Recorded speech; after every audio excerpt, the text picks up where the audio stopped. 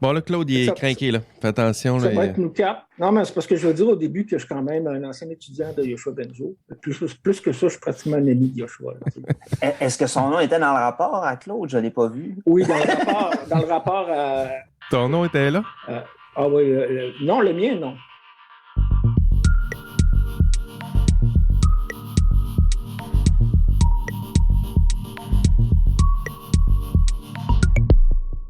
Bonjour et bienvenue à vous, chers amis passionnés d'intelligence artificielle. Votre hôte, Jean-François Sénéchal, prof d'éthique à l'Université Laval.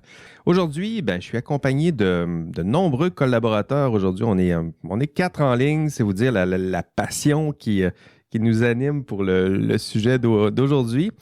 Le premier, c'est notre sociopoliticologue en résidence et il croit dur comme fer que les entrepreneurs de Montréal sont capables de rêver à des moutons électriques. Sylvain Munger est avec nous. Salut Sylvain. Salut Jean-François. Ça va? Ça va très bien et vous? Yes, merci d'être là aujourd'hui. Là, c'est un beau thème. J'ai hâte d'en discuter avec toi. Le second. En plus, c'est ma première émission aussi. C'est vrai, c'est ta première. Là, on avait fait l'entrevue ensemble. C'est vrai que c'est ta première participation officielle. On se lance dans le bain avec toi, Sylvain. Le deuxième, il aimerait que son intelligence artificielle soit aussi francophone et québécoise que le sirop d'érable et la motoneige. Donc, ça tombe bien aujourd'hui. On va parler d'un petit réseau tissé serré. Claude Coulombe est là. Comment ça va, Claude? Ça va bien, merci. Bonjour tout le monde. Moi aussi, c'est ma première participation comme panéliste, là, comme chroniqueur. Mm-hmm. Officiel, bientôt, là, je vais, en fait, au moment où je vais publier cet enregistrement-là, les auditeurs te connaîtront déjà un peu mieux, là, puisque j'aurai partagé l'entrevue que j'ai faite avec toi pour te présenter à nos auditeurs. Le troisième, il est l'élu. Il est au centre de la trinité constituée de MLflow, Hydra et Poutine. Celle-là, j'ai travaillé fort. T'as-tu écouté une de mes présentations récemment? J'ai fait une recherche sur Google. Oh, David Beauchemin, c'est quoi qu'il fait ce temps-ci? Puis j'ai regardé. Puis c'était dans ton titre. Je me suis dit, je vais essayer de plugger ça. MLflow, Hydra, Poutine. Je sais pas trop ce qui en ressort, mais voilà. C'est pour améliorer la reproductivité de la recherche. Ben voilà. Donc, tu es au centre de tout ça. D'où la Trinité, puis au centre, l'élu. C'est à toi qu'on pense. Merci à vous trois d'être là aujourd'hui. Aujourd'hui, dans le cadre de cet épisode d'IA Café, nous allons faire un retour sur justement un épisode d'Open Layer animé par notre ami David Beauchemin. David recevait Maxime Colleret, qui est co-rédacteur d'un rapport. Donc, l'épisode d'Open Layer, c'est l'épisode 38. Donc, je vous encourage à aller l'écouter. Dans cet épisode-là, David faisait une entrevue donc, avec Maxime, co-rédacteur d'un excellent rapport dont nous allons discuter aujourd'hui. En fait, c'est des notes de recherche.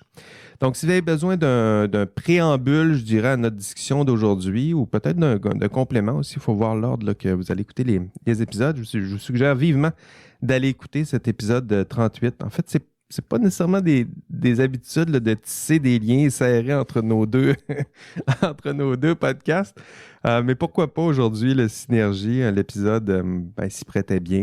Donc, on va d'abord aborder le contenu de cet épisode-là, puis on va aborder aussi le contenu d'un rapport que nous avons tous les quatre lu pour vous. Donc, on va le décortiquer un peu et c'est justement dans cet épisode-là de 38, on parlait de ce rapport-là et c'est ce qui m'a donné le goût, je dirais, de replonger dans ce rapport puisque les thèmes, vous allez voir, là, c'est des thèmes qui peuvent vous passionner, vous intéresser très certainement. Le rapport en question s'appelle « L'intelligence artificielle au Québec, un réseau tricoté serré ». Et dans ce rapport, vous allez voir. Attention, là, c'est assez punché, disons que c'est assez provoquant comme conclusion, comme prémisse. D'abord, on y affirme que le réseau AI québécois serait contrôlé par quelques acteurs seulement, que ces acteurs seraient impliqués à plusieurs étapes du financement recherche, qu'ils siégeraient sur des conseils et comités associés aux instances de financement, que ces mêmes acteurs exerceraient sur le système AI Québec un pouvoir, les autres ils disent un pouvoir certain sur la vie, sinon la survie de l'écosystème québécois. Donc, vous voyez un peu là, pourquoi nous sommes intéressés à ce rapport. Messieurs, donc vous avez lu le rapport en question. Peut-être commençons par, en une phrase, peut-être, là, ou quelques impressions très brèves, ce que vous avez pensé du rapport. Commençons par nos collaborateurs à distance. Sylvain, qu'est-ce que tu as pensé de tout ça? En fait, moi, ce qui m'a marqué, c'est certain que pour plusieurs éléments, là, j'étais déjà assez familier avec les conclusions de tout ça. Mais c'est peut-être vraiment de constater plus empiriquement, si je peux dire, là, à quel point, disons, le marché de l'IA au Québec et aussi l'espèce de grappe d'intelligence artificielle qu'on essaie de créer, puis l'engouement qu'on essaie de susciter autour de ça, à quel point c'était un peu, ça prenait l'aspect d'un buffet un peu ouvert, là. Donc ça, c'est... et aussi, en même temps, c'est l'enjeu de tout ça. Je pense que le rapport, les deux rapports le soulignaient bien, c'est que c'est un nouveau modèle économique qu'on propose aussi en même temps à travers ça. Donc, c'est pas juste, c'est peut-être ça la différence avec les autres hype technologiques, là, par exemple avec la nanotechnologie, c'est que là, cette fois-là, on essaie d'implanter peut-être un modèle économique qui va probablement survivre à l'engouement actuel pour l'IA. Donc, c'est vraiment la siliconisation de l'enseignement et de la recherche et de l'entreprise qui, moi, me fascine par rapport à ça. Cette espèce de double affiliation qu'on retrouve dans une petite poignée d'acteurs, c'est vrai, mais on les retrouve donc en même temps, ils ont le chapeau de chercheurs qui fonctionnent à l'intérieur des murs de l'université et en même temps, ils sont soit impliqués directement dans des centres de recherche qui sont des entreprises privées et parfois des grosses entreprises privées. On parle de Facebook, on parle de Google, on parle de Microsoft. Donc, c'est quand même pas des petits joueurs. Et cet aspect-là de vase communicant entre les deux ou de circulation de l'argent entre le public et le privé, ça m'apparaît saisissant. Et puis, ça soulève aussi le problème en même temps. Est-ce que le gouvernement ne se retrouve pas à financer indirectement ou même indirectement l'entreprise privée? Oui, tu résumes bien plusieurs éléments. Claude, en quelques mots, peut-être, ce que tu as pensé de ce rapport-là? En fait, moi, je me permettrais de ne pas être d'accord avec le rapport dans son ensemble. En fait, moi, d'abord, j'aimerais déclarer que je suis quand même quelqu'un de proche de Yoshua Bengio. Okay? Je suis un ancien étudiant de Yoshua. J'ai fait mon projet de prédoc avec lui. Puis, pour des raisons indépendantes de ma volonté et de la sienne, j'ai dû refaire mon doctorat plus tard. Et donc, moi, c'est sûr, j'ai une vision aussi de Montréal. Hein. Je suis quand même quelqu'un qui vient d'une région, je viens de Rivière-du-Loup, donc moi, je connais bien Québec, tout ça, là, mais je suis diplômé de l'UQAM aussi, mon doctorat, finalement, c'était à l'UQAM. Donc, je suis sensible des deux côtés de la clôture, sauf que j'étais un peu déçu parce que je connais les travaux de Yves Gingras, surtout en histoire des sciences. Okay? D'ailleurs, le fameux « Que sais-je » sur l'histoire des sciences, dont il est le rédacteur. Il y avait aussi son dialogue entre la science et la religion, l'impossible dialogue. J'ai beaucoup apprécié son travail d'historien, mais je suis moins d'accord avec son travail, je dirais, plutôt de sociologue des sciences, mais il n'y a pas beaucoup de recul. Puis c'est ça que je lui reproche. Là. Il est dedans, là, puis lui-même, il est impliqué. Puis, c'est vrai que je pense que on y reviendra peut-être un peu plus tard, mais c'est vrai que Yves Gingras a été... Bon, c'est ça, il décrit l'écosystème. Je pense qu'il souhaite, c'est décrire l'écosystème avec un certain pas de recul, mais en même temps, il fait lui aussi partie un peu de l'écosystème. En fait, ces chercheurs-là, c'est un peu, je pense que c'est un défi du sociologue, de l'anthropologue qui essaye de regarder son objet sans nécessairement l'influencer. Et le temps aide en général. C'est ce que je pense que j'y vois une grande critique, entre autres, du travail de Yoshua Bengio, le fait qu'ils soient impliqués partout. Je pense que c'est un désir de servir, honnête, OK, parce qu'il aurait eu l'occasion d'aller travailler ailleurs. Là, société, là, du GAFAM, il l'aurait engagé, il aurait déroulé des tapis rouges puis des ponts d'or, là, et il a préféré rester au Québec puis s'impliquer. Et c'est cette implication-là, à tous les niveaux, en partie, qui lui est reproché dans le rapport. Moi, c'est comme ça que je le vois. Oui, Montissan, c'est bien. Je pense que c'est un rapport qui se veut un peu plus sociologique, mais tu es proche de Yoshua Bengio. Tu as un rapport particulier, donc on te sent protecteur, puis c'est bien, tu vas jouer ce rôle-là dans notre discussion, parce qu'effectivement, le rapport se veut sociologique, mais c'est un rapport qui peut être assez acerbe ou assez dur, je dirais, envers certains acteurs ou envers le système en général. David, en quelques mots, toi, qu'est-ce que tu as pensé de tout ça? C'est sûr que mes collègues ont déjà dit pas mal de trucs, puis j'en ai beaucoup parlé aussi directement avec Maxime. Là. En tout cas, à mon sens, moi, je pense que la façon que je vois le rapport, c'est qu'il se veut pas. Il se veut pour observer quelque chose, sans nécessairement avec une certaine forme de critique, mais sans pointer du doigt, dire c'est pas correct, qu'est-ce que tu fais, plus dans le sens de faire ressortir des observations. Moi, c'est comme ça, je l'ai beaucoup perçu comme une observation d'une situation. Ouais. Après ça, ce qu'on en fait de qu'est-ce qu'on a observé, je pense que ça appartient à nous en tant que société de se dire est-ce qu'on accepte ça ou est-ce que c'est anormal ou c'est quelque chose qu'on veut pas tendre. Après ça, ça va être à nous de voir si on définit que c'est bien ou mal. Mais j'ai l'impression que ce qui tente beaucoup de sortir, c'est de dire écoutez, voici ce que ça a l'air. Puis si tout le monde est à l'aise avec ça, puis ça n'a pas fait tant de vagues que ça, c'est vrai. D'après moi, les gens sont à l'aise avec ça, ben c'est tel que tel. Bon, Yves Gingras, c'est quand même quelqu'un qui est très vocal. Là, il a une réputation d'être très vocal dans ses interventions, puis très critique. Puis après ça, à savoir si dans le futur, on veut changer ça, à mon sens, j'ai l'impression que c'est pas la tendance qui semble être prise. Là. Je veux dire, j'ai pas vu, moi, de mon côté, des changements majeurs suite à ce rapport-là qui ont fait comme ouais, non, on change tout, puis on repart, puis on enlève le financement, tout ça. Je pense pas que c'est peut-être son objectif. Non, je pense pas que c'était son objectif plutôt.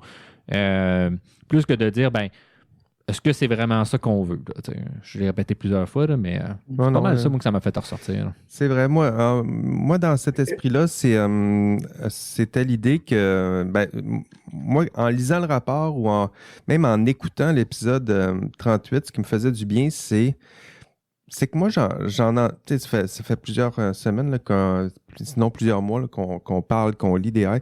Puis il y a quand même un bon buzz, je dirais, autour de ça. Puis c'est la première fois que je sentais qu'il y avait quand même un effort de distanciation par rapport à l'écosystème en tant que tel. Là. Donc, c'est sûr que ça demande un effort, c'est sûr que c'est imparfait, c'est sûr que c'est teinté de toutes sortes de choses parce que les acteurs qu'ils tentent de décrire, ben, c'est influencé aussi par ce qu'il est.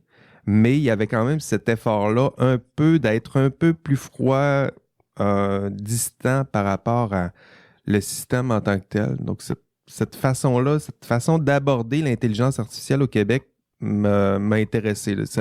Je dirais même que dans le podcast que j'essaie de faire, c'est aussi ça. Là. Essayer de garder un pas de recul. En tout cas, moi, je me sens pas nécessairement impliqué dans ce système-là. En tout cas, pas prisonnier, très certainement pas. Mais d'observer avec un petit peu plus de distance, avec nos voix différentes, cet écosystème dans lequel on joue en ce moment. Donc, peut-être pour continuer la discussion, j'aimerais vous entendre sur, peut-être commençons par l'épisode de David.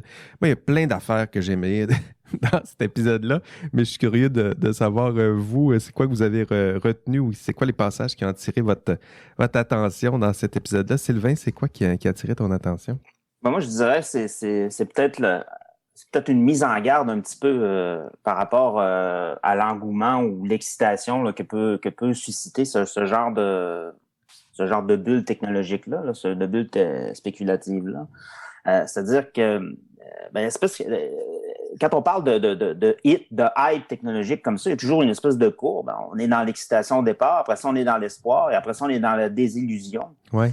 Mais en même temps, ce qui est intéressant là-dedans, c'est que c'est une courbe, donc elle redescend, mais c'est jamais lié vraiment à la question du progrès. C'est-à-dire, il n'y a jamais de garantie que ça va marcher, ça va fonctionner, puis qu'il va y avoir une progression technique ou, je sais pas moi, une progression dans la richesse, dans la redistribution de richesse.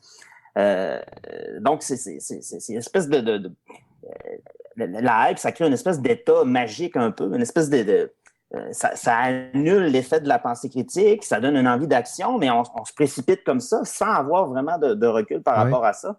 Mais il y a quand même des enjeux aussi. Je veux dire, quand on se lance dans une entreprise comme celle-ci, récemment, dans les dernières années, ce que l'IA a amené aussi en même temps, il y a beaucoup de problèmes. Là. La question des deepfakes, la question des fake news, la question de la reconnaissance faciale, la reconnaissance des émotions. Je veux dire, ça aussi, c'est des créations de l'IA. Et puis, il faut quand même leur faire une place. J'ai l'impression qu'avec ce qui a été démontré là-dedans, c'est qu'on n'essaie pas de place à la critique et non pas avec l'analyse, le recul historique pour voir dans le passé comment ça s'est produit. Puis moi, j'aime bien les analogies avec des technologies passées. Puis il y en a une que je trouve particulièrement fascinante, c'est par rapport à l'électricité. parce que je me souviens d'avoir tombé une fois sur une entrevue avec Edison, on lui demandait, c'était au début du 20e siècle, on lui demandait c'est quoi là, le prochain grand bouleversement. On lui avait demandé après l'ampoule électrique, ça sera quoi? Il avait dit, ça va être le sans fil, l'électricité sans fil. 120 ans après, on n'y est pas encore. Je veux dire, C'était Tesla, ça. Tesla aussi croyait beaucoup à ça. Là. Ouais. Électricité sans fil. Ouais. Claude, justement, si tu veux renchérir sur c'est quoi qui a attiré ton attention dans l'épisode avec David? Premièrement, j'ai remarqué qu'il n'avait pas mentionné le mot Yoshua Bengio une fois dans l'entrevue, tout en parlant. Là, c'était l'éléphant dans la pièce. C'est vrai, Maxime, il n'a pas mentionné. Il y a un moment donné, je pense pas qu'il a mentionné beaucoup de noms, là. À mon souvenir. Je pense qu'il ne voulait pas rendre ça personnel, ce que je reproche d'ailleurs à il a parlé de Mme Desmarais. Très personnel. Oui, je pense qu'il a peut-être mentionné Desmarais. C'est vrai. Mais Yoshua Bengio, c'est intéressant.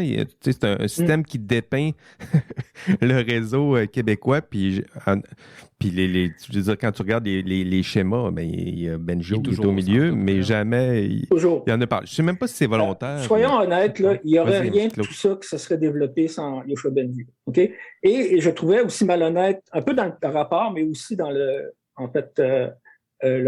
balado, qu'on mentionne, en fait, on compare avec la nanotechnologie. Je pense que biotechnologie est plus intéressant, puis c'est pas vrai que biotechnologie n'a rien donné. Mais c'est vrai que nanotechnologie, ça a pratiquement rien donné, et je pense que c'était trop tôt. En plus, on s'est basé sur un rapport américain à l'époque. On n'est pas des Américains, puis on n'avait pas aucun champion, aucune équipe, parce qu'on met beaucoup de poids sur les épaules de Bengio, il est capable d'en prendre en passant, mais c'est aussi une équipe, c'est pas seulement une personne. Hein. C'est un laboratoire maintenant qui comprend, je pense, presque 300 personnes. C'est quand même un des plus grands laboratoires dans le domaine de l'apprentissage profond.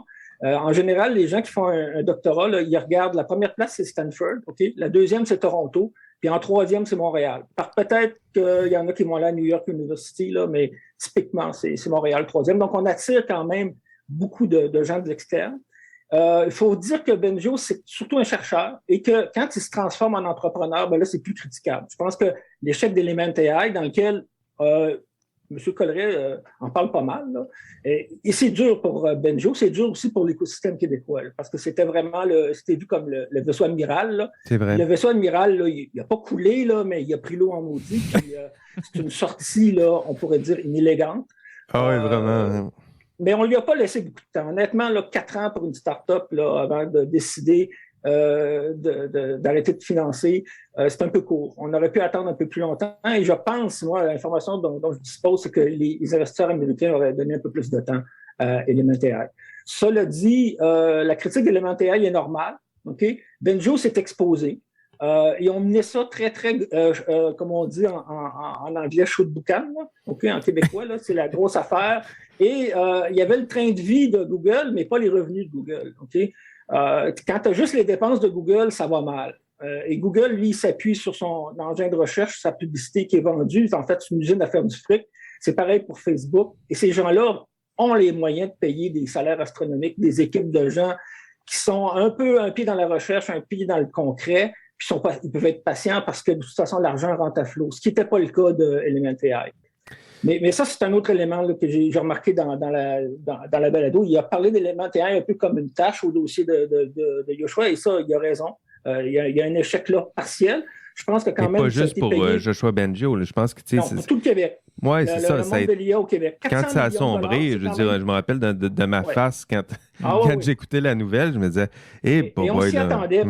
On s'y attendait parce que les gens regardaient là, les dépenses puis les revenus. Puis il y avait aussi des gens qui sont jaloux. Quand tu as beaucoup de succès comme Yoshua en a eu, et surtout au niveau de la recherche, puis même il y a des entreprises quand même qui ont eu du succès. Là. On parle de Abstat. Moi, je pense qu'Imagia, c'est un beau créneau. Il y a un vrai produit, un vrai besoin. Tandis que je te dirais qu'Element AI, là, c'était un petit peu un espèce de voyage sur Mars. Là, okay?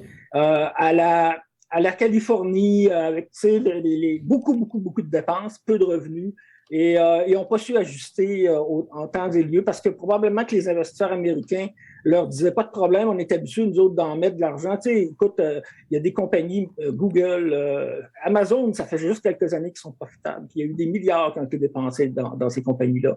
Ils étaient plus patients. Sauf que quand tu donnes ça à des investisseurs québécois, puis eux autres sont proches de leur bas de laine. On n'est pas seulement tissé serré, là, on est aussi proche de notre bas de laine. C'est pas la même réaction. Ben, merci Claude, tout à fait. David, qu'est-ce que tu as? Ben, toi, c'est sûr. J'aurais aimé de plus parler. Ou le bout qui, tu sais, des fois on fait une entrevue, puis une fois qu'on en parle de notre entrevue, après, il y a toujours un bout qu'on répète ou dont on parle plus. Toi, quel bout de ta rencontre t'a plus marqué avec Maxime? Ben,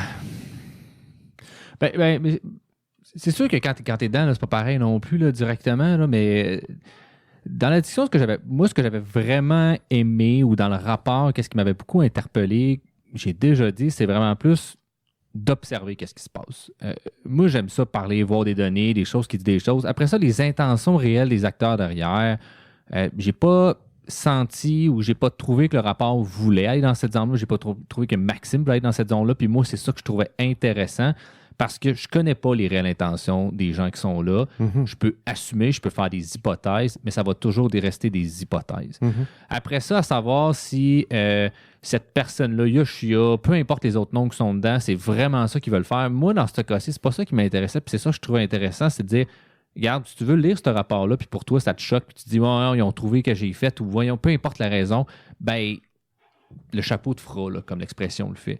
Fait que de pointer du doigt Yoshia, je pense pas que c'était l'objectif, moi, de ma rencontre, parce que j'y reproche absolument rien, mis à part que c'est vrai qu'il y a beaucoup de financement. Là, à savoir, est-ce que c'est la meilleure personne pour l'utiliser, ou est-ce que c'est la meilleure façon d'utiliser cet argent-là? Peut-être que mon avis va être différent que d'autres personnes. Je pense pas que c'est ça le rapport voulait faire. Puis c'était pas mon intention, moi, dans cette discussion-là. Le Mila, j'ai rien contre ce genre d'organisme-là. J'ai déjà exprimé dans cette entrevue-là mon ressentiment par rapport à l'MNTA. Puis je pense qu'on l'a déjà assez nommé ici, là, finalement, par rapport à l'impact que ça a eu. Mais pour tout le reste, c'est un objectif de financement qui est tel quel. Je veux dire, dans mon lab, on a aussi de l'argent là, qu'on reçoit d'autres entreprises, d'autres trucs. Puis c'est très correct comme ça. Je pense plus que mon malaise, moi, est plus dans la commercialisation de l'académique. Puis là, moi, c'est beaucoup ça que j'ai senti, c'est qu'il y a une commercialisation de l'esprit académique. Bon, on est beaucoup, je pense que c'est très nord-américain, là, de comme, on veut pas tabletter de la recherche, on veut que la recherche mène automatiquement à une retombée économique. Ouais. Puis c'est ça que des fois, j'ai un petit peu de misère. Je comprends l'intérêt de ça. J'ai comme un pied là-dedans, un pied à l'extérieur de ça. Je comprends. Mais je trouvais qu'il y avait beaucoup ce ton-là dans les financements puis dans les discussions de financement qui sont faites. Puis c'est beaucoup le ton actuel là, de la transformation numérique là, du gouvernement. Puis je comprends, on a un gouvernement très business. Là, je veux dire, c'est presque tous des hommes d'affaires, puis ils ont ce discours-là. C'est faciliter Est-ce que je peux donner un exemple? Vas-y, Claude, donne-nous un exemple. Moi, j'ai déjà eu une entreprise qui s'appelait Machina Sapiens, qui est bien connue pour le correcteur 101, qui est devenue Antidote par la suite. Antidote, c'était un des succès là, de l'IA symbolique, OK? Puis maintenant, ils ont ajouté un moteur neuronal en collaboration avec ça dans la dernière version. Moi, je devrais être très, très amer face à eux. Moi, au contraire, je suis très fier d'eux, OK? Et tout ça, ça a été rendu possible parce qu'on a commercialisé la recherche-développement qui se faisait à l'Université de Montréal autour des grammaires de dépendance. Il y avait Igor Melchuk, qui est un génie, mais vraiment un génie fini de la linguistique, qui est en fait un réfugié soviétique, OK? Et lui, il nous a amené la technologie des grammaires de dépendance. Et nous, on a vu ça et on a dit, c'est avec ça qu'on va faire de la langue naturelle. Et c'est comme ça, c'est la base, en fait, technologique qui a donné naissance au correcteur 101 puis à Antidote. Et après 25 ans, Antidote est toujours dominant dans son marché. Okay? Et donc, on a quand même créé quelque chose là d'intéressant, même si moi, je suis plus impliqué là-dedans. Et je te dirais que c'est justement la commercialisation de cette recherche-là. Bon, elle était publique, on a utilisé le savoir, mais si on avait été ailleurs, on n'aurait pas bénéficié de ça. Donc, on a bénéficié du fait qu'on connaissait les grammaires de dépendance. Il y avait aussi de gros dictionnaires qui étaient en démarrage, qu'on a utilisé en partie. Et c'est comme ça qu'on a pu créer le correcteur 101. Je vais probablement mal exprimer. Là. Quand je dis commercialisation, c'est pas de prendre la recherche qui existe puis d'en faire un produit. Ce que j'entends qui a été fait ici, mais c'est plus dans le sens volontairement, on donne un pactole d'argent puis on dit à des chercheurs, faites juste des choses appliquées puis n'essayez pas d'approfondir les fondements théoriques de quelque chose.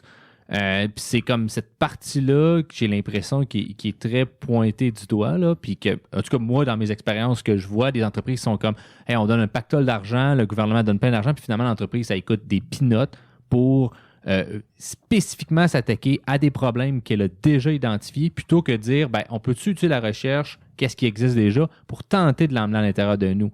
Donc, il y a comme peut-être une petite différence de discours ici que je trouvais qu'il C'est vrai était... qu'il y a des exemples où on le voit bien, là, ce passage-là, où il y a du financement public, puis ce financement public-là est repris, donc il est injecté en recherche, mais il est repris un petit peu par l'industrie, où il est instrumentalisé, je dirais, un peu par l'industrie en disant, ben, on prend du financement public, mais ce financement-là public va être guidé par des entreprises, par des idéaux, des objectifs ou des intérêts qui sont vraiment liés à faire, là. Ouais.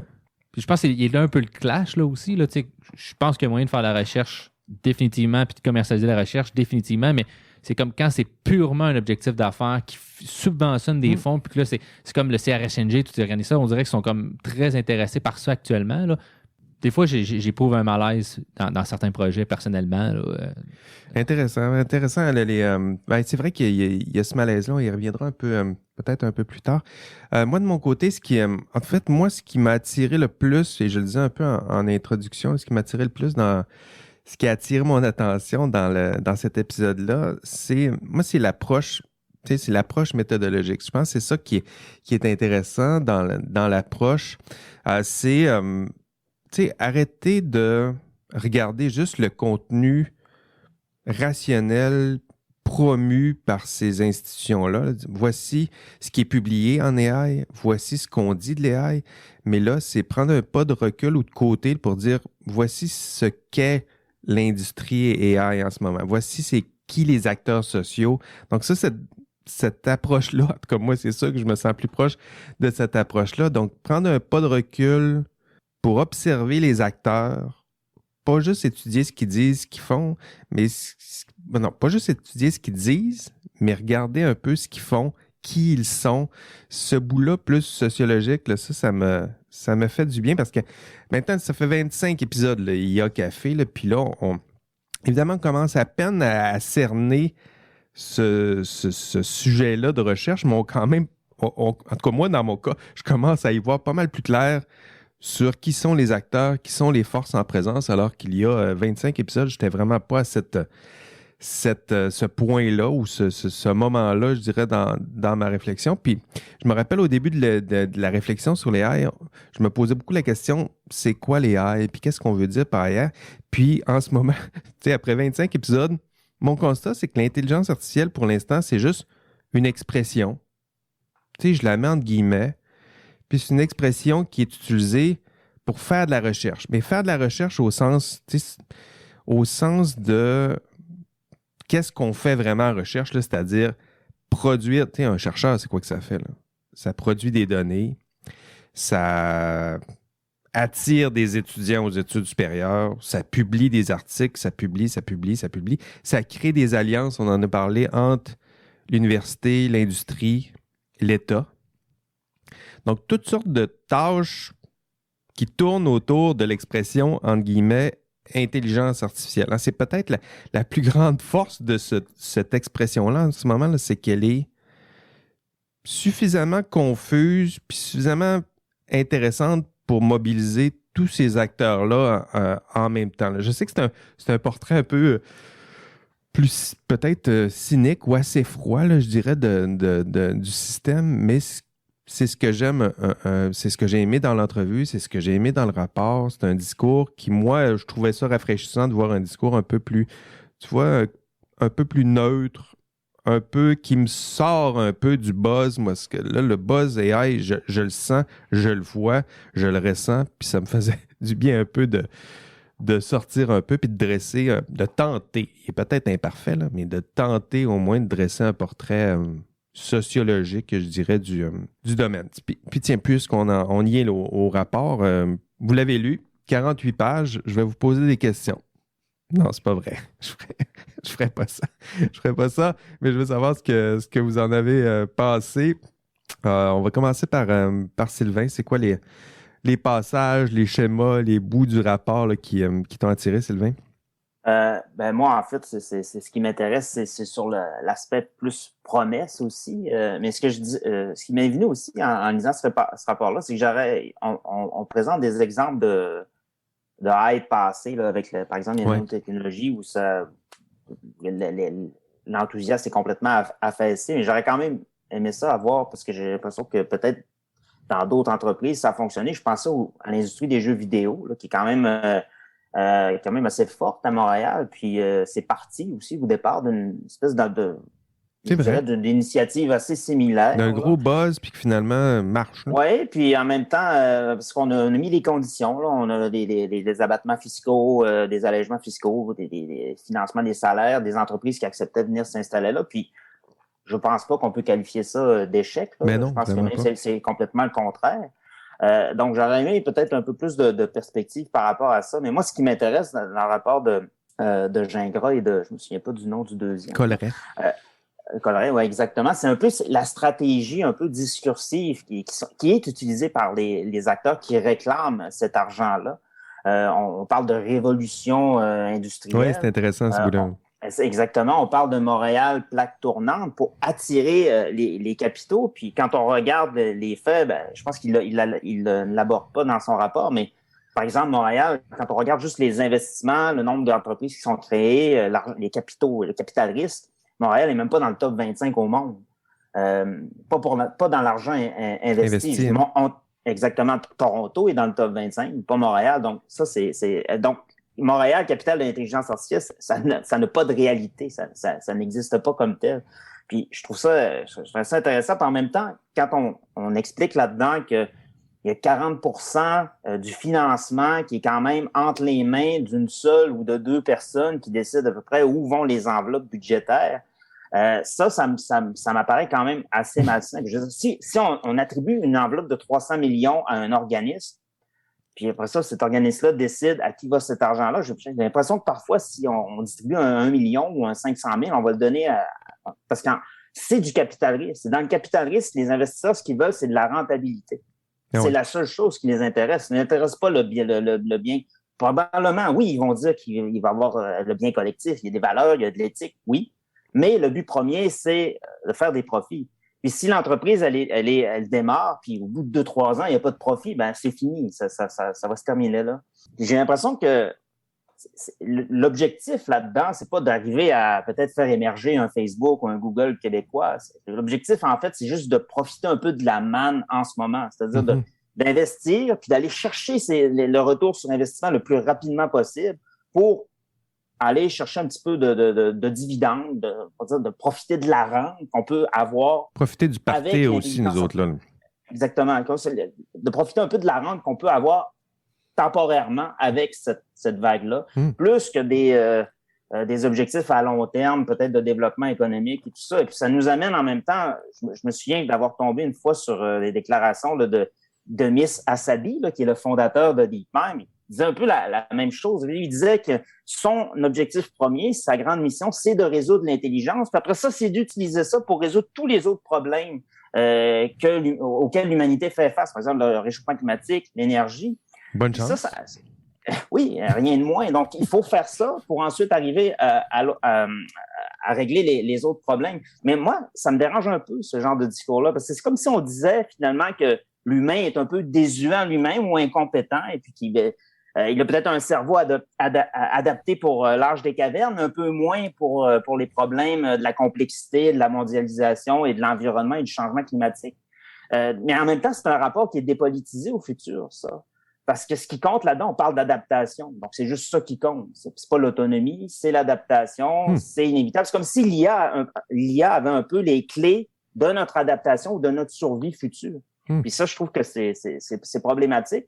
Puis, je pense que c'est quand même un peu, c'est peut-être pas directement abordé dans le rapport, mais ça manque un peu de diversité, je trouve, dans les objectifs de développer ce genre de technologie. C'est vrai. Tissé serré, les objectifs sont tissés serrés aussi. Ça manque là aussi de diversité. Claude, sur le rapport, c'est quoi qui a attiré ton œil aiguisé?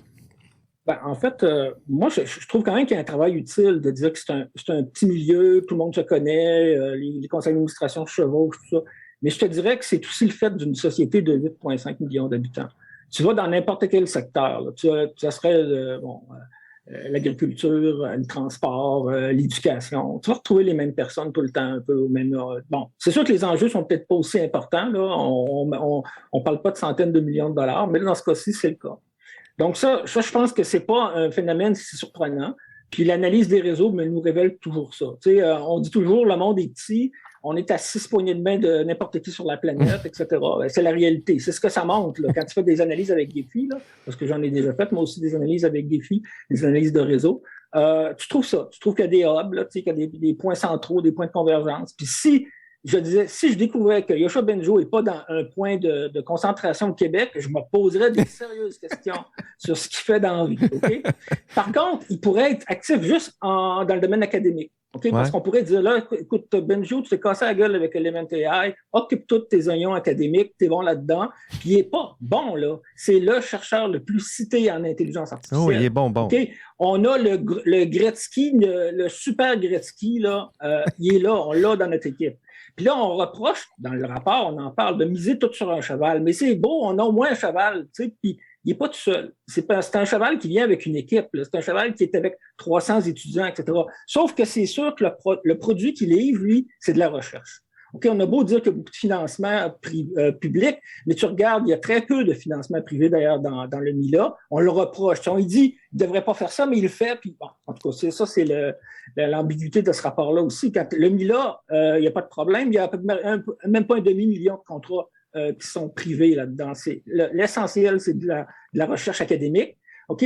Et c'est pas tout applicable, ces choses-là. Il y a beaucoup de choses là-dedans qui sont des avancées qui seront peut-être prometteuses dans 10 ans, mais qu'actuellement, on ne peut pas exploiter.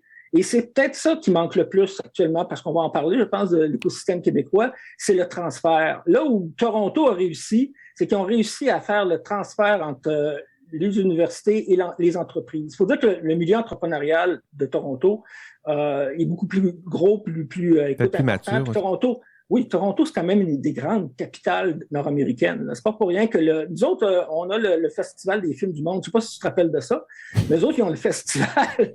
OK? Ils ont l'équivalent de Cannes maintenant. Tu sais, puis Montréal, à l'époque, c'était la plaque tournante pour les films. OK? Maintenant, c'est plus ça. Et puis, je pense que là, en IA, faut voir. Je pense qu'il faut faire, c'est qu'il faut vraiment transférer, puis il faut vraiment qu'on fasse des efforts pour amener ça à autre chose que de produire. Parce que le problème qu'on a, c'est qu'on produit de très beaux cerveaux, et ces cerveaux-là vont aller travailler chez Facebook, chez Google, et on ne va pas nécessairement créer des entreprises, là, les startups, là, que je préfère appeler les techno...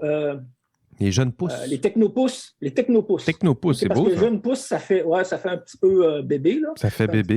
Technopousses, j'adore. Oui, c'est moi qui l'ai inventé. Yes. Donc, c'est ce que je voulais dire, c'est dire il faut dynamiser l'aspect création d'entreprise et peut-être d'être plus démocratique aussi dans tout ça. Parce que c'est sûr que le CCRI, c'est intéressant, mais il devrait y avoir un peu plus de consultation des gens de l'externe.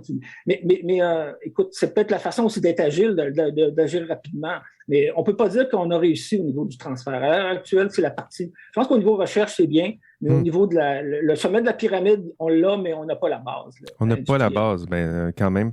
David, sur le rapport...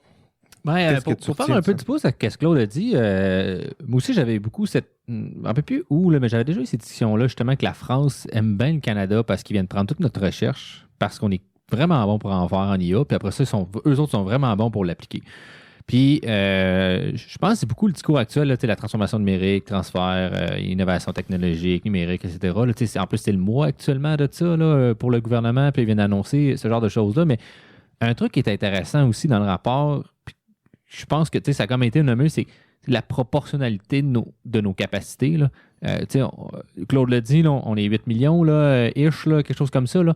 Ça crée beaucoup moins d'opportunités qu'une ville de Toronto doit être ça, 8 millions à peu près, là, Toronto métropolitain. Fait que c'est sûr que tu as beaucoup moins de réseaux, puis c'est sûr que ça va être proportionnel, les opportunités que tu peux faire. Puis je disais, en fait, c'est Sylvain, là, toi, qui parlait, me semble, dans ton épisode, là, justement, les ultra-métropoles qui créent des opportunités parce que les gens se rencontrent, puis c'est comme exponentiel, finalement, plus que des gens, plus que tu peux avoir de...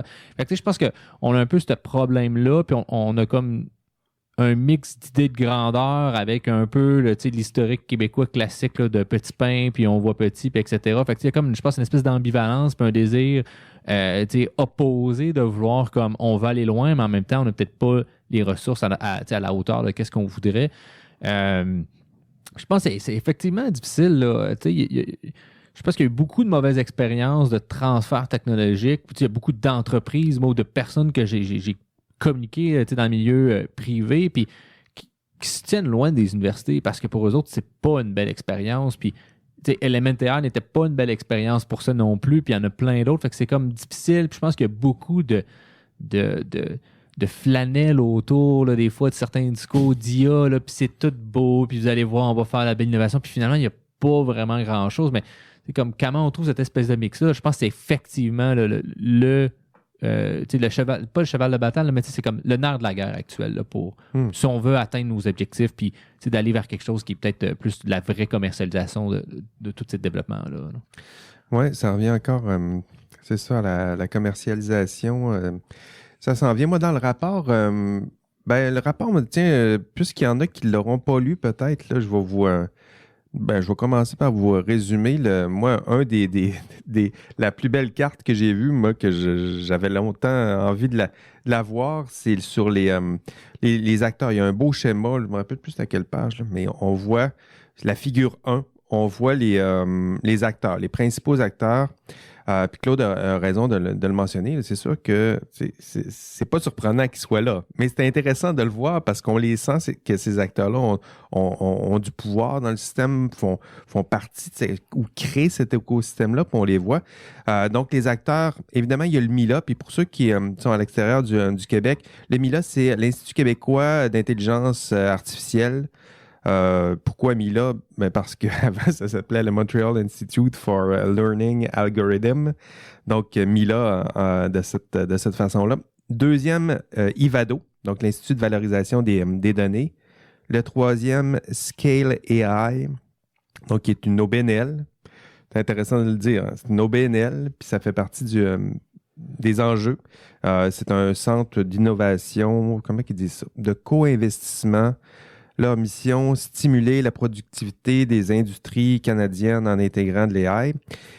Quatrième acteur, le CDL, donc le Creative Destruction Lab. Destruction, je ne sais pas pourquoi détruire quoi. Whatever, c'est le nom qui se sont donnés. Donc, il travaille, lui, avec les startups, les technopousses, j'aime bien ce mot-là, qui utilisent les technos, dont l'intelligence artificielle. Puis finalement, il y a le Comité consultatif ministériel sur l'intelligence artificielle, donc le CCMIA. Donc, on voit là ici, c'est plus d'ordre de ministère, politique, gouvernemental. Donc, ça, c'est les principaux acteurs. Puis, même si c'est pas une surprise de les voir, je trouve ça intéressant d'avoir sur schéma une façon, un lieu pour les voir. Puis j'aimerais ça l'avoir dans plusieurs pays de la francophonie, voir qui sont les principaux acteurs en ce moment, pour voir peut-être qu'ils se parlent aussi entre eux, là, ces acteurs-là. L'autre affaire qui a attiré mon intérêt, c'est le passage, quand on disait qu'il y avait peu d'acteurs, des personnes qui sont... il y a quelques personnes qui sont impliquées, mais surtout le rôle et l'importance que ces personnes-là, puis les différents rôles que ces personnes-là pouvaient occuper dans l'écosystème. Puis moi, en tant qu'éthicien, c'est sûr, les conflits d'intérêts, les conflits de rôle, puis tout ça, c'est sûr que ça attire mon attention.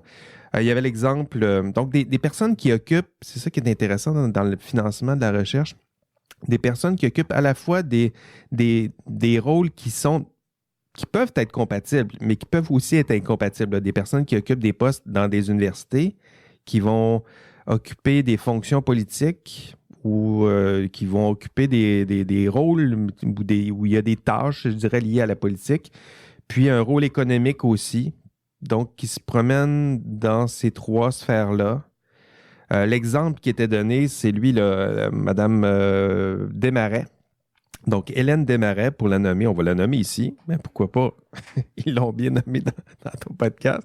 Donc, Hélène Desmarais qui est, je pense que c'est un exemple, c'est pas pour pointer vers elle, mais c'est intéressant de voir, quand on décortique un écosystème, Hélène Desmarais qui est présidente et coprésidente à la fois de IVADO Lab, Scale AI, CDL, puis des HEC, donc des hautes études commerciales à Montréal, ce qui fait d'elle une des gestionnaires de plus de 40% des fonds publics investis en AI au Québec. Je peux bien comprendre qu'on est petit, on est juste 8 millions, mais il y a quand même une personne qui a son mot à dire sur 40% ou qui a des chances de parler. Tu sais, c'est ça le pouvoir aussi, là, qui a la chance d'intervenir dans l'octroi de 40% des fonds publics investis au Québec. Donc moi, c'est ce genre d'affaires-là, pas pour les pointer du doigt, pas pour dire qu'il y a nécessairement un problème, mais moi, je vois des fragilités, des failles, des zones de risque. Tu sais, c'est pas une faute encore, il n'y a pas de problème, il n'y a pas de drame, il n'y a pas de collision, il n'y a pas de corruption, mais il y a quand même, à force de regrouper le pouvoir dans peu d'acteurs, peu de personnes, il y a un risque. Puis je trouve que le fait qu'on le mentionne comme ça ou qu'on le démontre, qu'on l'affiche, ça nous permet de voir qu'il peut y avoir un risque, puis risque potentiel, je vais le dire, pour qu'on comprenne bien que je ne dis pas qu'il y a de problème, mais il pourrait y avoir des problèmes qui découlent de cette situation-là. J'aimerais intervenir, je pense. Vas-y, Claude. Si tu me permets. En fait, tu as raison, c'est vraiment très incestueux, qu'on pourrait dire. Et la raison pourquoi ils font ça souvent, c'est pour être agile, pour que ça aille vite, tout ça, parce qu'on est pressé, etc. Je pense qu'il pourrait y avoir davantage de démocratie à ce niveau-là, un peu plus de contrôle, sans non plus faire les trucs de gouvernance. Moi, j'ai eu des projets là, où on dépensait 10% de la somme totale. Il y avait 3 vérificateurs qui étaient dans le projet, pour finalement vérifier pas grand-chose, mais ça coûtait 10% de la somme, plus que l'administration du projet, juste pour la gouvernance. Donc, il ne faut pas devenir fou non plus là-dedans, mais c'est clair qu'on pourrait avoir des règles un peu plus strictes, etc., puis faire participer plus de monde, puis que ça soit un peu plus démocratique. Je pense que ça ne ferait pas de tort. Surtout que là, c'est en démarrage. Maintenant que c'est démarré, peut-être qu'on pourrait introduire des règles un peu moins souples, puisque maintenant, la structure est là. Ça, je pense que personne s'objecterait à ça, que ça soit un petit peu moins concentré. Par contre, comme je disais, ça arrive ailleurs. Tu sais, c'est pas le seul domaine où au Québec, là, on fait le tour, n'importe quelle industrie, n'importe quel domaine, le théâtre, n'importe quoi, tu vas voir, c'est toujours les mêmes joueurs qui sont là parce qu'on est une petite société. Cela n'empêche pas le fait que y a des synergies aussi qui peuvent être intéressantes. Moi, j'ai jamais vu, tu sais, travailler à l'Université de Montréal et l'Université McGill, c'est un exploit en soi. Le MILA, parce que, écoute, c'est pas pour rien qu'il y a 2 méga hôpitaux universitaires à Montréal. C'est parce que la faculté de médecine de l'Université de Montréal puis celle de McGill, ils n'ont jamais réussi à s'entendre pour faire un seul méga hôpital. C'est qu'on en a payé 2 à 4 milliards pièces. Moi, je suis content quand je vois qu'il y a un MILA, pas un MILA à McGill, puis un MILA à l'Université de Montréal. Oui, vu de même, c'est vrai. C'est vrai. C'est déjà. Puis l'idée de regrouper, tu sais, puis pourquoi que l'UQAM n'est pas là? Je pense que l'UQAM, il y aurait leur place. Là, il faut dire qu'il n'y a pas beaucoup de chercheurs en IA de pointe, là, surtout du niveau de Benjo. Il n'y en a pas à l'UQAM, là, soyons sérieux. Mais ça n'empêche pas qu'on peut. Il y en a peut-être un qui nous écoute en ce moment qui est bien fâché. Tout à fait. On peut en former. Moi, écoute, je suis diplômé de l'UQAM. On peut en former, on peut, tu sais, je pense que la porte n'est pas fermée, là, OK? Mais il faut être joueur d'équipe, ce qui n'a pas été le cas, je dirais, de tout le monde. Et ça, c'est un gros plus, là, le fait qu'on joue en équipe, ce petit côté milieu fermé, c'est aussi le côté serré, c'est aussi le côté jouer en équipe. Parce que jouer en équipe, ça demande ça. Une équipe de hockey où chacun fait son affaire, puis qu'il y a des intermédiaires, tu ne parles jamais aux joueurs, mais il faut que tu parles à leur gérant, là. Tu ne vas pas bien loin, là. Tu ne gagnes pas la Coupe Stanley, là. Non, tu vois, c'est clair. OK, donc, il y a des avantages à ça. Il n'y a pas que des désavantages à ce tricotage-là, mais il faut faire attention. Et je te dirais que notre plus grande garantie là-dessus, c'est l'honnêteté intrinsèque de Yoshua Bengio. Ce gars-là, on rigole, on dit que le prix Turing, c'est pas le prix Nobel. Je m'excuse, en IA, il n'y en a pas de prix Nobel. En informatique, il n'y en a pas. Et c'est pas seulement moi qui dis ça, mais le prix Turing, c'est reconnu mondialement comme l'équivalent du prix Nobel pour l'informatique. Okay? Et donc, c'est pas rien, là. Et on a la chance que ce gars-là, il est prêt à travailler en équipe, il est prêt à jouer avec les autres. Okay? Et il a favorisé des projets, entre autres, l'émergence de Loggia. Ça, je pense que ça joue un peu dans la tête des Gingras parce qu'il y avait un projet concurrent qui n'a pas été accepté. Je passe ça en coulisses, là. Okay? Un petit 6 pouces dans les côtes, là, pour Gingras. On le voit que tu es à la défense, puis c'est bien, tu joues bien ton rôle. Ben justement, c'est quoi qui manque à ce système-là? Le Claude, déjà, commence à identifier des manques dans le système. On a un beau réseau tissé, serré, mais en même temps avec une belle synergie. Mais qu'est-ce qui manque à cet écosystème AI? Comment on peut l'améliorer? Peut-être, Sylvain, comment tu vois ça? Moi, en fait, je vais juste faire un petit peu de rebond sur ce que Claude Vas-y. vient de dire, mais ça va aller dans le même sens de ta question aussi. En même temps, qu'est-ce qui manque? Je pense que pour avoir déjà suivi quelques conférences là, de Claude, c'est ça, Claude Gingras, je pense. Yves Gingras? Yves Gingras, excusez. Bon, Yves Gingras, en fait, oui, il était dans un projet concurrent, mais la reproche, la critique principale qu'ils font, eux, à Lobbyvia, un peu à tout cet écosystème-là en même temps, c'est qu'on retrouve, non seulement on retrouve des chercheurs qui sont sur des entreprises privées aussi, qui ont de multiples fonctions, de multiples chapeaux, mais en plus, on retrouve des chercheurs en informatique ou en mathématiques qui s'occupent aussi des aspects éthiques et sociologiques de la recherche en IA. Puis ça, pour lui, je pense que c'est un problème. Puis quand on regarde, aujourd'hui, c'est un petit peu, ça s'est amélioré, mais quand on regarde au début la mise sur pied de Lobbyvia, on disait, il y a 80 et quelques de chercheurs en sciences sociales, mais quand on regardait les profils, c'était management, c'était relations industrielles, c'était beaucoup de HEC, beaucoup de droit, mais pratiquement aucun sociologue, pratiquement aucune personne qui est en communication, pratiquement aucun anthropologue, personne en politique non plus. Donc, c'est quoi les sciences sociales dans ce contexte-là? Je pense que ça, c'est justement un aspect peut-être qui manque, peut-être un recul critique, parce qu'on fait beaucoup d'IA éthique, c'est une bonne chose.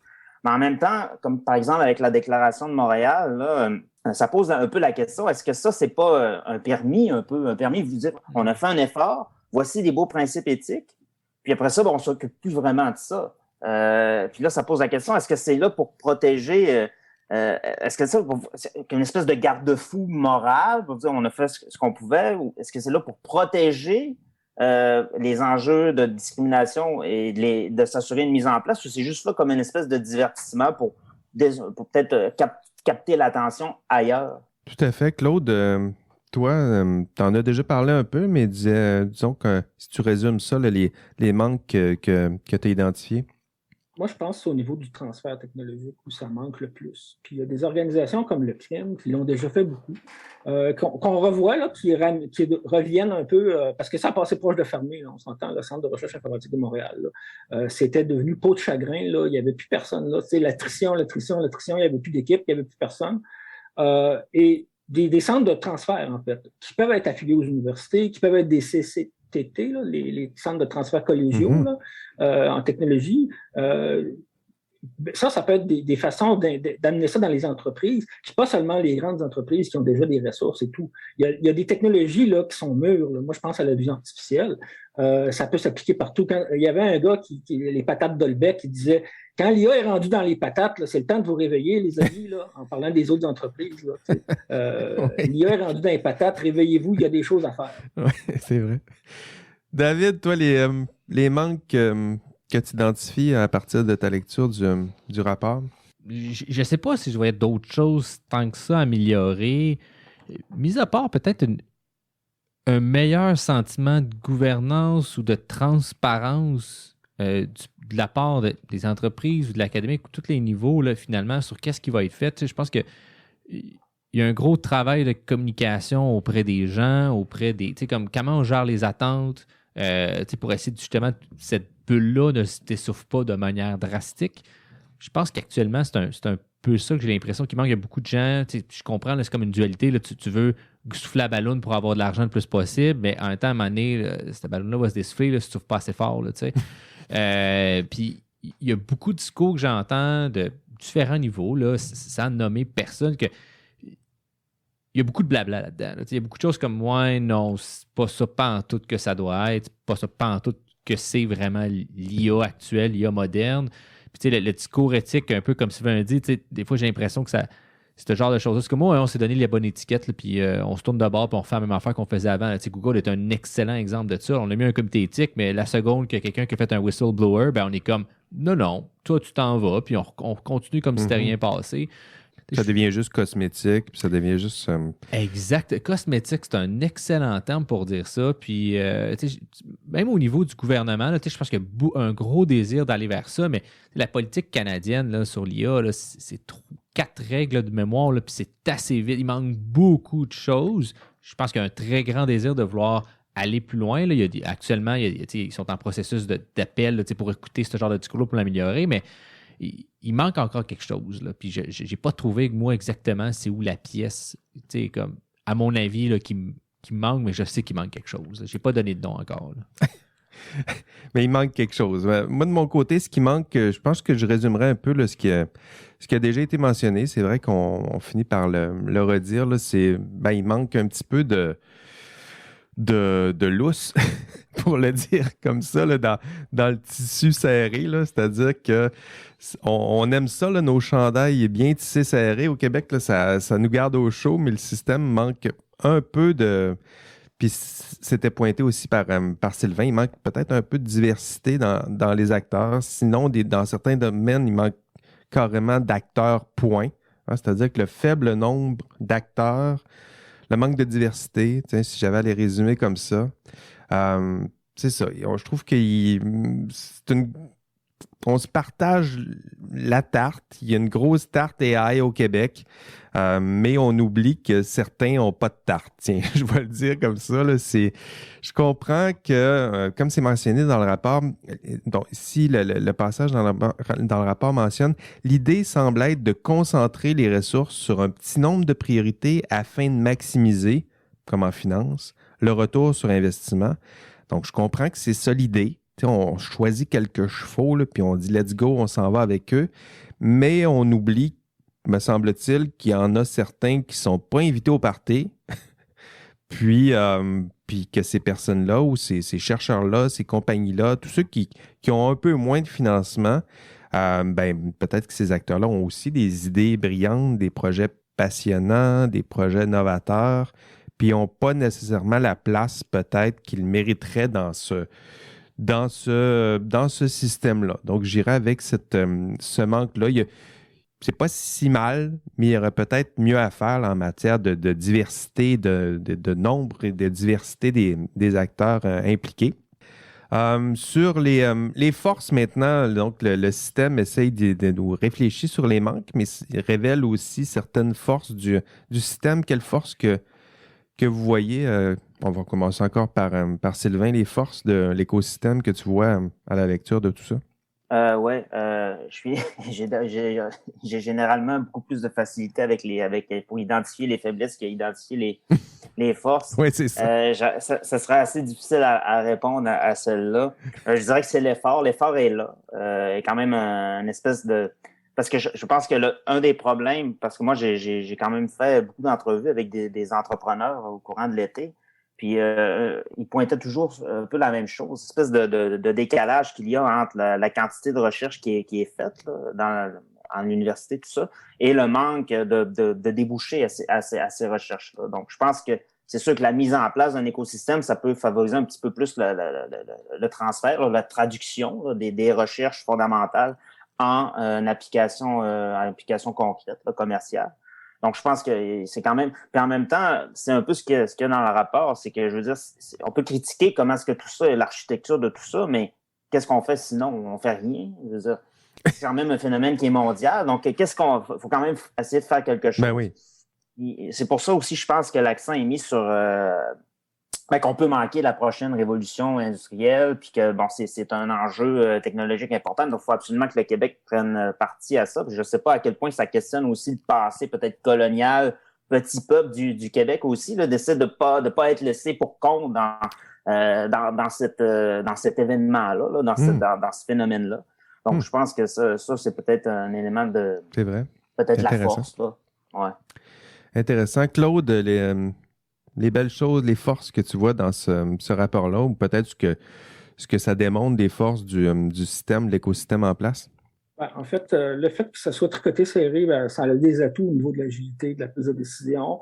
On peut faire des mauvais choix. Hein. Si on pense que Yoshua Bengio, c'est pas le bon choix, ça va mal à la shop, parce qu'on est pas mal concentré autour de lui.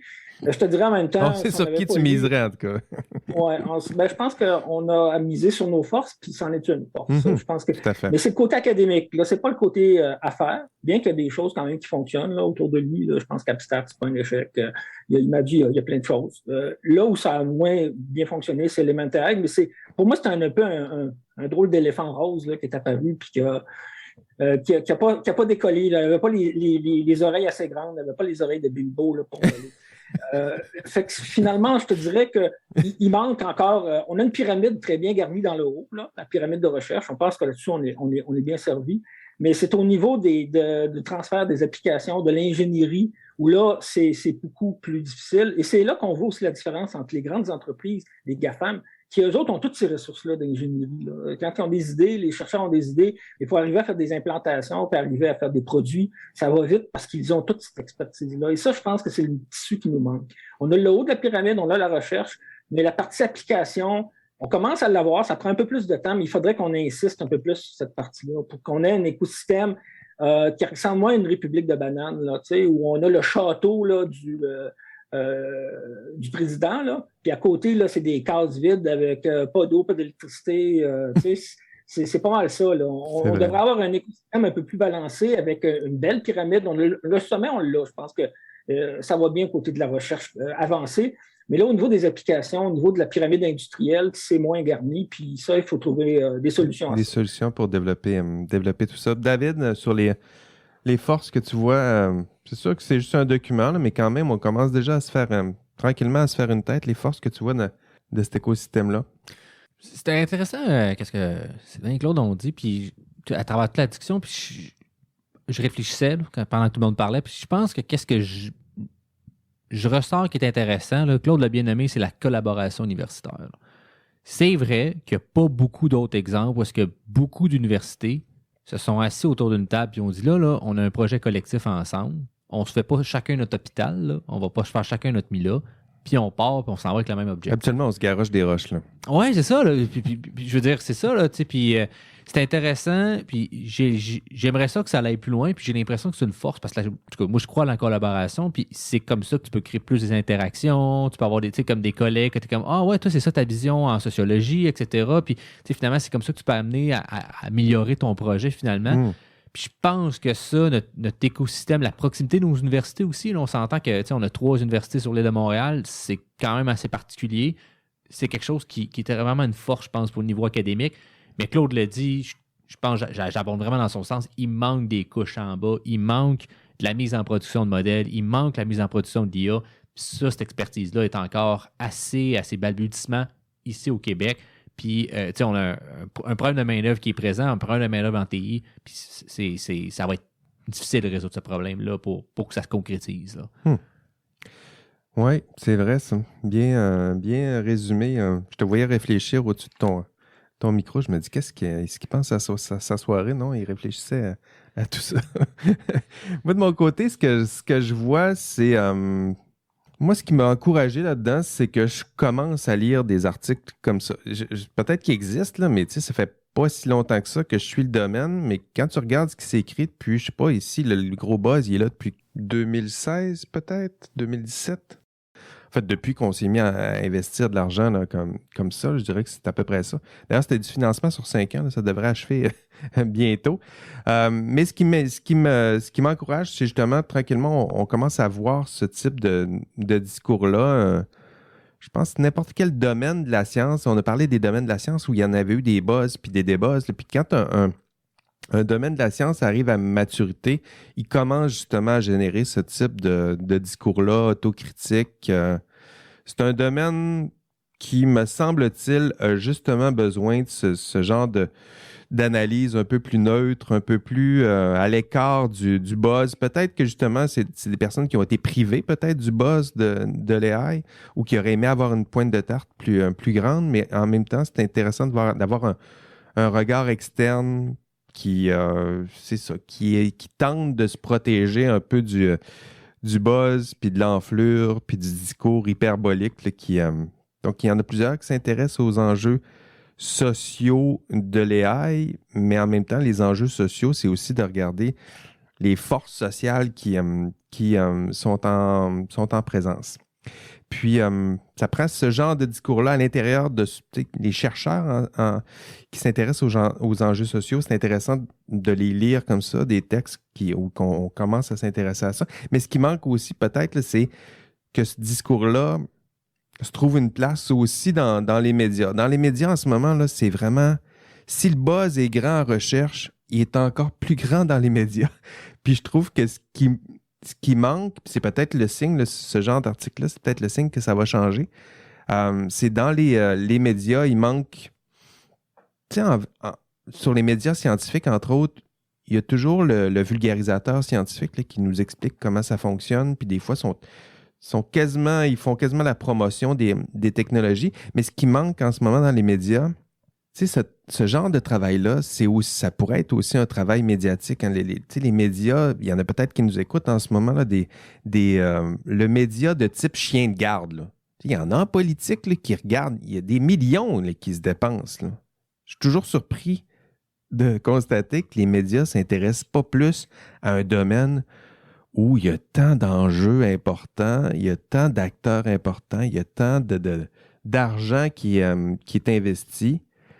Donc, c'est ça. Je pense que c'est ce que j'aimerais voir éventuellement. J'espère que c'est le signe d'un regard différent sur l'intelligence artificielle. C'est que ça se passe. Tu sais, on a une belle bulle en IA en ce moment, c'est enthousiasmant. Mais peut-être qu'il faut commencer à discuter ou à réfléchir plus intensément sur la réalité de l'intelligence artificielle. Qu'est-ce qui se fait? À quoi ressemblent les systèmes en ce moment? Quelles sont les pressions sociales, les différents acteurs qui agissent? C'est quoi les failles? Un peu la discussion qu'on a eue aujourd'hui. Là. C'est quoi les failles du système? Comment on peut les améliorer?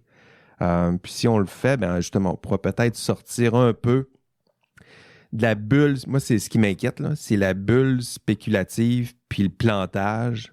Puis je pense que s'il y a quelques acteurs importants qui se mettent à poser un peu plus de questions, il y aura peut-être moyen de rasseoir, créer les assises dont Claude les mentionnait, une structure qui est peut-être plus solide puis qui permettra à l'AI de survivre un peu. Sylvain parlait de l'industrie du jeu vidéo. C'est vrai, c'est un bon exemple. Ça en est de la techno avec un gros buzz qui finit par réussir puis s'installer de façon pérenne. Puis j'espère qu'il n'arrivera pas à l'intelligence artificielle, ce qui est arrivé avec les nanotech, c'est-à-dire que aujourd'hui, on dit nanotech, puis personne ne sait c'est quoi en ce moment. J'espère que dans 15 ans, on n'aura pas ça. Bon, j'en doute que ça va vraiment... je suis plutôt pessimiste, je dirais. J'ai l'impression que le buzz va débuzzer à un moment donné. Ça ne disparaîtra pas. Là. Ces technologies-là sont là, ils vont continuer à se déployer. Mais le buzz, j'ai l'impression qu'il va finir par réduire. Je ne sais pas. Vous autres, êtes-vous enthousiaste? Êtes-vous pessimiste? Pensez-vous qu'il y a un buzz, des buzz? Sylvain, t'es rendu où dans ta réflexion? J'ai l'impression que le buzz, le haut de la vague a été atteint, puis maintenant, on va peut-être plus entamer la suite des choses. Même que je remarque que le terme même, là, le mot même, là, intelligence artificielle, c'est de moins en moins utilisé là, dans le milieu. Ils vont utiliser d'autres choses. Ils vont utiliser soit le nom de la méthode qu'ils utilisent, qui peut être des méthodes traditionnelles sans être nécessairement de l'IA, ou s'ils vont dire machine learning ou deep learning. Donc, ils vont essayer de se dissocier même de ça. Donc ça, je pense que c'est nouveau. Mais à mon avis aussi, l'erreur, c'est la question de la diversité, donc la question de la diversité dans les financements, dans les enveloppes qui sont accordées et le nombre d'acteurs à lesquels c'est accordé. Au lieu de donner 100 millions à quelqu'un, on peut donner 100 fois 1 million à 100 entreprises différentes. Mais c'est le rapport au talent aussi, parce Claude disait tantôt, on est chanceux, on a un chercheur de renommée qui est un peu notre Elon Musk à nous, qui a une voix médiatique très, très forte, puis il y a un prestige académique aussi qui est associé à ça. Mais en même temps, le talent, c'est pas tout non plus. Moi, je pense toujours, quand on me parle de talent, de course au talent, j'ai toujours en tête Tom Brady au football. C'est quand même le plus grand quarterback de l'histoire. Ben, il a été repêché 199e. Donc, qu'est-ce que ça veut dire, ça, pour le talent? Et puis, quand on regarde les grands mythes de réussite aussi qui nous habitent tous, là, quand on pense, par exemple, à Bill Gates ou Steve Jobs, c'est des gens souvent parfois qui ont pas fréquenté ou qui ont quitté l'université, qui n'ont pas passé nécessairement par tout un système une industrie, je dirais une industrie de création de start-up pour les soutenir. Donc, il y a cette question-là qui m'apparaît. Faut leur faire de la place qui m'apparaît aussi. Intéressante. Ouais. Claude, dernier mot pour ajouter? Ben, je dirais qu'effectivement, ça nous met en garde contre l'existence d'une mode puis d'une bulle. Je pense que c'est indéniable. Là. Et s'il y avait un devoir là, que je demanderais à nos auditeurs de faire, là, c'est d'aller voir la fameuse courbe de Gartner, là, ce qu'on appelle la Gartner Innovation Hype, là, Cycle, la courbe de l'évolution des attentes en technologie. Parce qu'on en a parlé sans le dire. Là. C'est on vrai. parlait de ça monte, ça descend, il y a un plateau. J'invite tout le monde d'aller faire une petite recherche sur Wikipédia puis de voir cette courbe-là. Et ça va nous montrer, actuellement, on est probablement dans le descendant. On a atteint, je pense qu'on ne peut pas aller plus hyperbolique qu'on est allé avec l'IA que dans les dernières années. Je te dirais, il y a 2 ans, c'était vraiment fou, là. Et là, maintenant, on s'en va vers les vraies applications, les choses. Et là, c'est là qu'il faut faire attention à nos investissements puis bien les faire. Le party n'est pas fini, mais on est à la fin de la fête, là. Il va falloir qu'on fasse des choses sérieuses si on veut bénéficier des investissements à long terme. Oui, tout à fait. David? Ouais, tu sais, pour continuer dans ce sens-là aussi, là, tu sais, avec la COVID, ça a été, je pense, un beau test justement pour l'IA. Il y a beaucoup de. Il y a comme je lisais un article récemment, il y a 40 innovations, puis il n'y en a aucune qui a vraiment servi à de quoi, là, en détection de COVID ou de peu importe là, les applications qu'il y avait. Là. Je pense que ce genre de critique-là est extrêmement importante, là, ou comme décisive là, quand tu es dans une courbe descendante. Là, tu ne veux pas être précipité en bas. Là. Je pense qu'il va falloir collectivement qu'on se pose des réflexions là, aussi en tant qu'entrepreneur ou peu importe, là, à savoir à quel point je vais essayer de continuer à souffler dans la ballonne ou je vais vraiment essayer de faire quelque chose de concret ou est-ce que je me distance du mot IA ou vers quoi je m'en vais. Là. C'est vraiment quelque chose d'intéressant à se réfléchir. Là. En tout cas, moi, j'ai une réflexion interne par rapport à ça.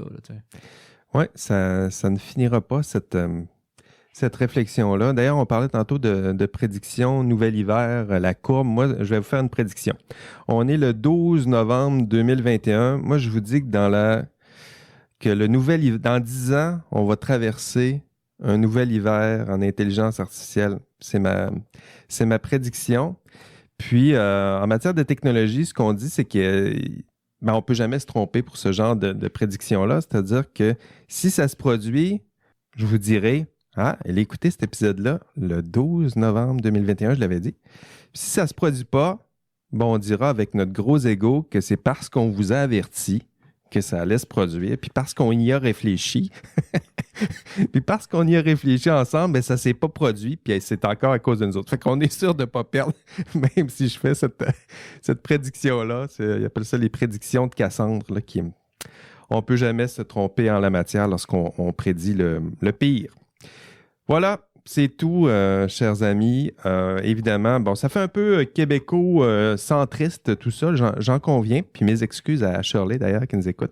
Et au reste de la francophonie, mais en même temps, je trouve que c'est intéressant de prendre une étude, de faire une étude rigoureuse, approfondie de l'écosystème québécois, c'est vrai, mais ça peut être très instructif pour quiconque s'intéresse justement à la construction de leur propre, peut-être, écosystème dans leur propre pays, leur propre région, dans l'esprit du Think Global, Act Local.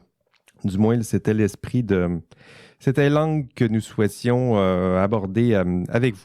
Sinon, il faut arrêter. Ça fait 1h30, on a dépassé largement le temps qu'on s'était donné, mais en même temps, on est 4, puis on avait beaucoup à dire, du moins beaucoup à raconter, ce sur quoi réfléchir. Merci donc à mes collaborateurs nombreux aujourd'hui. Merci donc à David, Sylvain et Claude. Merci à vous d'avoir écouté cet épisode d'IA Café. Jean-François Sénéchal. On se revoit au prochain épisode et d'ici là, on rêve peut-être de moutons électriques. Allez, bye bye.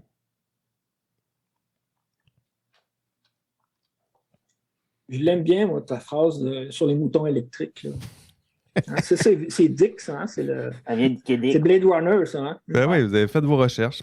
Ben oui. C'est le titre officiel. C'était les moutons oui, hein? C'était le titre avant Blade Runner. C'est ça. Le Blade Runner, c'est